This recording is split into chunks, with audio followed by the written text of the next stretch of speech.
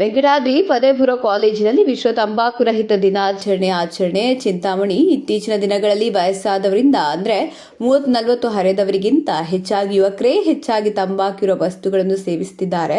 ಯುವಕರಿಗೆ ಇದರಿಂದ ಆಗುವ ಹಾನಿ ತೊಂದರೆಗಳನ್ನು ಅರ್ಥ ಮಾಡಿಸಲು ಈ ದಿನ ಒಂದು ಪ್ರಯತ್ನ. ಇದನ್ನು ವಿಶ್ವದಾದ್ಯಂತ ಆಚರಿಸುತ್ತಾರೆ ಎಂದು ಇಲ್ಲಿನ ಜೆಎಂಎಫ್ಸಿ ನ್ಯಾಯಾಲಯದ ಪ್ರಧಾನ ಸಿವಿಲ್ ನ್ಯಾಯಾಧೀಶರು ಮತ್ತು ತಾಲೂಕು ಕಾನೂನು ಸೇವಾ ಸಮಿತಿ ಕಾರ್ಯದರ್ಶಿಯಾದ HV ಶೈಲಜ್ ಅವರು ಹೇಳಿದರು. ಅವರು ನಗರದ ಆಶ್ರಯ ಬಡಾವಣೆಯಲ್ಲಿರುವ ವೆಂಕಟಾದ್ರಿ ಸ್ವತಂತ್ರ ಪದವಿ ಪೂರ್ವ ಕಾಲೇಜಿನ ಸಭಾಂಗಣದಲ್ಲಿ ಆರೋಗ್ಯ ಇಲಾಖೆ, ವಕೀಲರ ಸಂಘ ಮತ್ತು ತಾಲೂಕು ಕಾನೂನು ಸೇವಾ ಸಮಿತಿ ಸಂಯುಕ್ತಾಶ್ರಯದಲ್ಲಿ ಹಮ್ಮಿಕೊಂಡಿದ್ದ ವಿಶ್ವ ತಂಬಾಕು ರಹಿತ ದಿನಾಚರಣೆ ಅಂಗವಾಗಿ ಯುವಕರಿಗೆ ಹಮ್ಮಿಕೊಂಡಿದ್ದ ಕಾನೂನು ಅರಿವು ನೆರವು ಕಾರ್ಯಕ್ರಮಕ್ಕೆ ಚಾಲನೆ ನೀಡಿ ಮಾತನಾಡುತ್ತಿದ್ದರು. ವಿದ್ಯಾರ್ಥಿಗಳು ಮಾದಕ ವಸ್ತುಗಳಾದ ತಂಬಾಕು ಮತ್ತಿತರ ಚಟುವಟಿಕೆಗಳನ್ನು ರೂಢಿಸಿಕೊಂಡಿದ್ದು ಅದರಿಂದ ಆಗುವ ದುಷ್ಪರಿಣಾಮಗಳ ಬಗ್ಗೆ ಅರಿವು ಮೂಡಿಸುವ ಮುಖ್ಯ ಉದ್ದೇಶವೇ ಈ ಕಾರ್ಯಕ್ರಮ ಎಂದು ಹೇಳಿದರು. ನಗರ ಆರೋಗ್ಯ ಕೇಂದ್ರದ ವೈದ್ಯಾಧಿಕಾರಿ ಡಾಕ್ಟರ್ ಬಸವ ಮಂಜೇಶ್ ಅವರು ವಿಶೇಷ ಉಪನ್ಯಾಸ ನೀಡಿ ತಂಬಾಕು ಸೇವನೆಯಿಂದ ಆಗ್ತಿರುವ ಸಾವಿನ ಸಂಖ್ಯೆಯು ಕ್ಷೀಣವಾಗಿ ಹೆಚ್ಚುತ್ತಲೇ ಇದೆ. ಸಿಗರೇಟ್ ತಮ್ಮ ಅಕ್ಕಪಕ್ಕದಲ್ಲಿರುವವರಿಗೆ ಹೆಚ್ಚಿನ ಹಾನಿಯನ್ನು ಮಾಡ್ತಾರೆ. ಹೀಗೆ ತಮಗೆ ಕಾಯಿಲೆಯನ್ನು ತಂದುಕೊಳ್ಳುವುದಲ್ಲದೆ ಈ ಚಟವಿಲ್ಲದೆ ಜನಕ್ಕೂ ಅದನ್ನು ಕಾಯಿಲೆ ಅಂತ ಭರಿಸ್ತಾರೆ. ಹೀಗಾಗಿ ಬಹಳಷ್ಟು ಜನ ಸಾಯ್ತಾರೆ. ಇದನ್ನು ತಡೆಯುವ ದಿನವನ್ನು ವಿಶ್ವ ತಂಬಾಕು ರಹಿತ ದಿನವನ್ನಾಗಿ ಆಚರಿಸುತ್ತಾರೆ. ಈ ದಿನವನ್ನು ಬೂದಿ ಟ್ರೇಗಳಲ್ಲಿ ಧೂಮ್ಗಳನ್ನು ಇಟ್ಟು ಆಚರಿಸುತ್ತಾರೆ.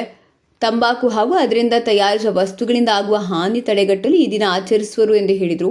ತಂಬಾಕು ಸೇವನೆಯಿಂದ ಉಂಟಾಗುವ ದುಷ್ಪರಿಣಾಮಗಳ ಬಗ್ಗೆ ವಿಶೇಷ ಉಪನ್ಯಾಸ ನೀಡಿದ ಅವರು, ವಿಶ್ವ ಆರೋಗ್ಯ ಸಂಸ್ಥೆಯು ಆರೋಗ್ಯದ ದೃಷ್ಟಿಯಿಂದ ತಂಬಾಕು ನಿಷೇಧ ಬಗ್ಗೆ ಚಿಂತನೆಯನ್ನು ಕೈಗೊಂಡಿತು. ತಂಬಾಕು ಸೇವನೆಯಿಂದ ಪ್ರತಿ ವರ್ಷ ಪ್ರಪಂಚದಾದ್ಯಂತ 6 ಮಿಲಿಯನ್ನಷ್ಟು ಜನರು ಮರಣ ಹೊಂದುತ್ತಿದ್ದಾರೆ ಎಂದು ಹೇಳಿದರು. ಧೂಮಪಾನ ಕೆಟ್ಟದು, ಆದರೆ ಧೂಮಪಾನಿಗಳು ಕೆಟ್ಟವರಲ್ಲ. ಆದುದರಿಂದ ಸರ್ಕಾರ ಮನುಷ್ಯನ ಭವಿಷ್ಯದ ಬಗ್ಗೆ ಚಿಂತಿಸಿ ತಂಬಾಕು ನಿಷೇಧವನ್ನು ಮಾಡ್ತಾರೆ.